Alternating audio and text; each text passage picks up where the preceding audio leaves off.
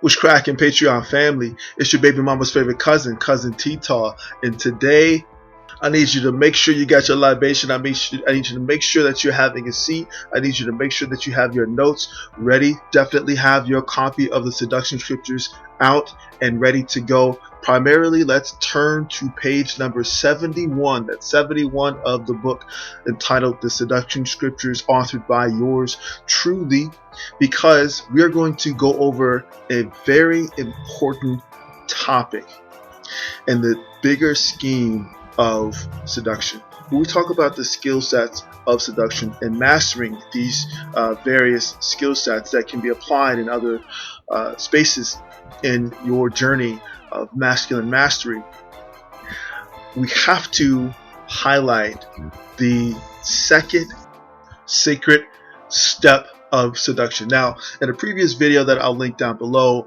I went over the 7 sacred steps of seduction and how there are so many areas of life in which these gems can be drawn from, that a cursory search of YouTube or the internet will pull you example after example of how these specific aspects of your skill sets are used in various realms of life. But today we are going to focus on what I believe to be one of the more powerful progressions within these sacred steps, and that is none other than the step of enchanting a target. Now, keep in mind, I like to put as much of this on YouTube as possible. However, we are going to get into the deeper aspects of this. So as much as I wanted to incorporate, a lot of this on YouTube, most of this is going to be exclusively on Patreon. So the first thing that I want to do is make sure that I bring 2 crucial points across to you. Okay, the first crucial point is this: do not abuse these skill sets. Let me say that again. Gentlemen, everyone within the sound of my voice, please hear me as I say this again. Do not abuse these skill sets. Let's be clear. As men who coach, mentor, and steward others with the level of mastery, we're beginning to see that some are taking these methods, honing these abilities, and actually using and practicing these skill sets recklessly, and are misrepresenting the knowledge. Let's be clear, gentlemen. The information and the skill sets and the particular abilities that are taught in spaces like these are actionable and are effective when used properly. That being said, these skill sets can also be abused if they are not used properly and in alignment with its original purpose, which is seducing the type of woman that you desire to acquire. Now, the acquirement of a woman of your desire has to do with the exchange of what it is that you have to offer and that you see within her that you would like to explore. Okay, that's the dynamic of the exchange. If you are taking these abilities and these skill sets and these practices and using them in a derogatory manner, using them in a way that's unbalanced, using them in a way that exploits the exchange in a way that could negatively impact your target or negatively impact a particular dynamic between you and the type of woman that you desire to acquire, keep in mind, gentlemen, that we do not know you. Okay, that is not what we practice, that is not what we preach, that is not the intended value usage for this essential knowledge. Keep in mind that with power comes responsibility. I know it's cliche, but it is cliche for a reason, because it is true. Just like with the call to leadership comes authority over those who you are called to lead.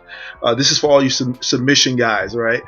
With submission comes a natural need for authority over that which has submitted to you and your mission. So for any guy who touts the necessity of submission from the woman that you choose to engage in whatever type of relationship dynamic. You must understand that just like with power comes responsibility, so too does with leadership come authority. All right, that's point number one that I want to keep in mind before we get into deeper aspects of this. Number two, and this is extremely important, and I want you to feel me on this one, please.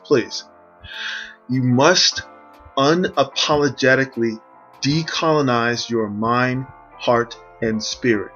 Okay? Decolonize your mind, heart, and spirit. Okay, just to be clear, most men won't or simply can't be bothered with the process. And let me be the first to admit that, as a person who enjoys science, who enjoys the logical spaces of reason, I implore you to search within your tribe's history, your indigenous culture's origins for the spiritual foundation. What do I mean when I say spiritual? I won't go too deeply into this, but when I say spiritual, I mean the light, the living energy. That's all in my definition of spirit is.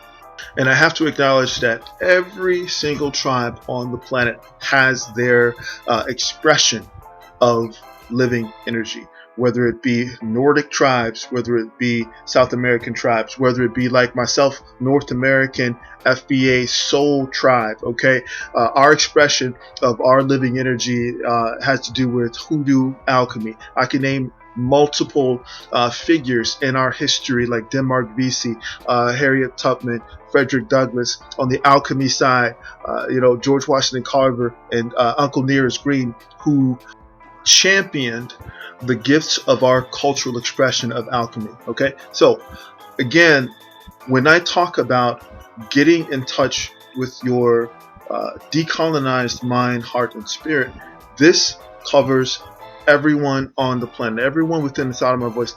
Trust me, I've spoken to people from India, people from Romania, people. As a matter of fact, I'm going to post this graphic about Romania right now.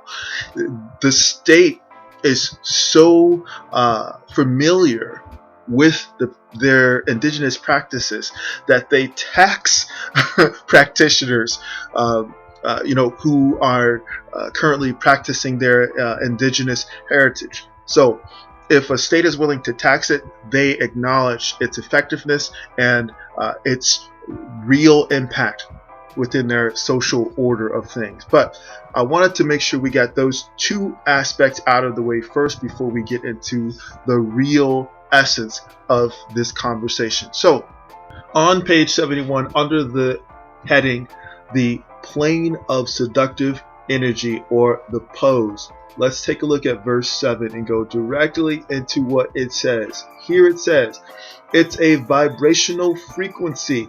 Okay, so pause there for 2 seconds. When we talk about the level or the dynamic dimension of vibration, okay, we are talking about the quantum realm. All right, we won't get into the weeds with that right now, but just keep that in mind when we talk about the nature of energy itself. The scientific and the spiritual, are categories that fall away at the most essential level of existence. So keep that in mind. It's a vibrational frequency that allows the sensual energies of two or more beings or people to interface at a magnetic, energetic, and ultimately physical level.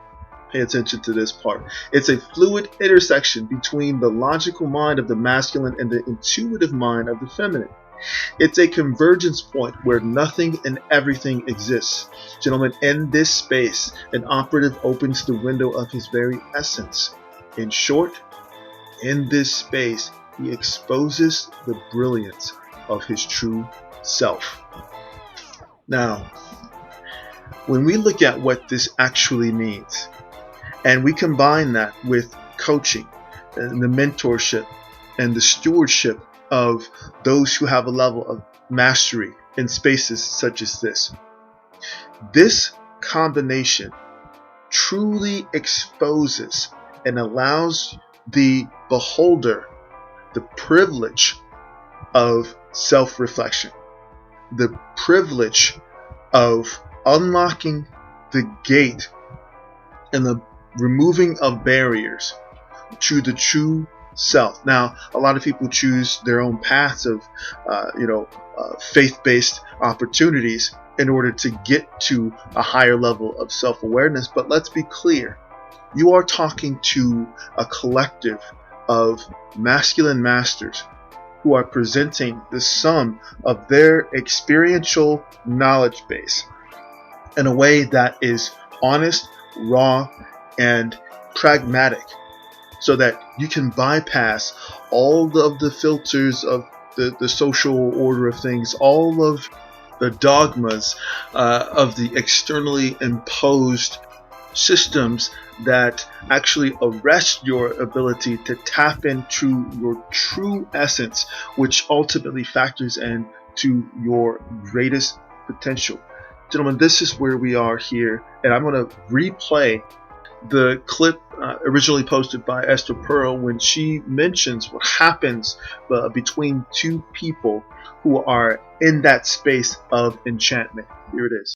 Now, I like this definition of an affair. It brings together the three key elements.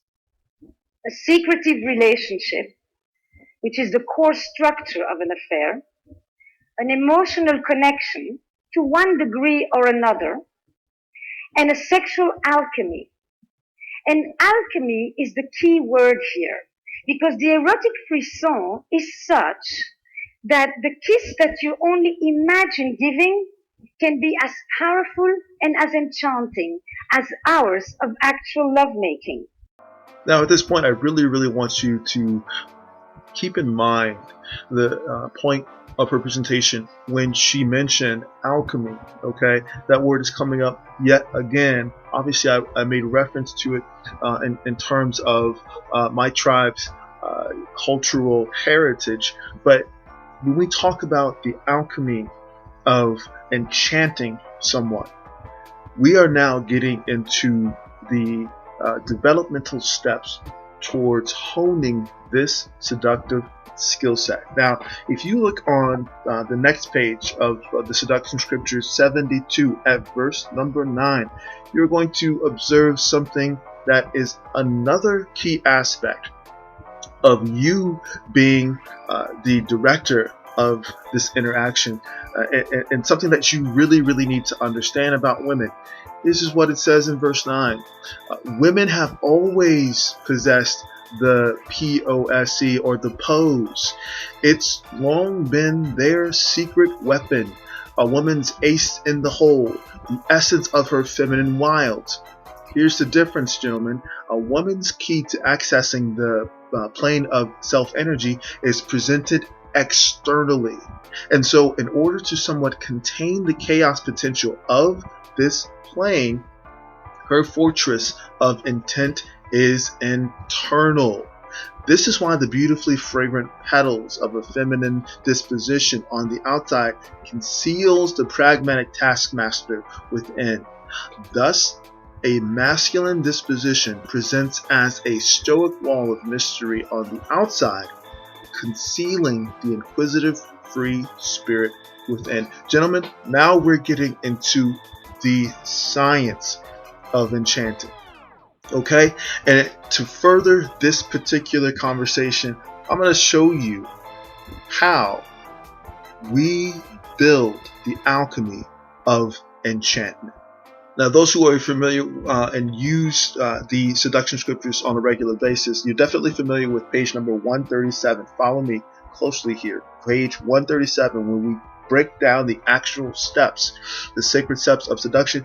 Look at enchant, okay? It'll take you over to the energy grab, 203 verse 1. So let's go over there, which is page 26 in the book, The Seduction Scriptures. Now, here is the key point of this lesson. Let's focus here, because this is the actual science of building the alchemy of enchantment. Here it says, entertainers, athletes, public speakers, effective teachers, and seduction masters do this with ease. It's highly potent and delivers immediate results because it enchants the intended target. I liken it to the old school kung fu movies when the fighters would display an array of movements by themselves even before engaging with their opponent. It's basically a self-charge up. The energy grab is a physical act or combination of actions that immediately pulls the attention to you for a brief moment. What you do with that moment will set the stage for your presentation. Now, gentlemen, I'm going to be very honest with you. I've brought you to this point in this conversation, and for those who are listening to this rebroadcast on the YouTube side, this is where we have to depart, because this next component, this next segment of this presentation is what will likely get people canceled. All right. For those who are listening on the Patreon side, let's get into it. Turn in your copy of the Seduction Scriptures to page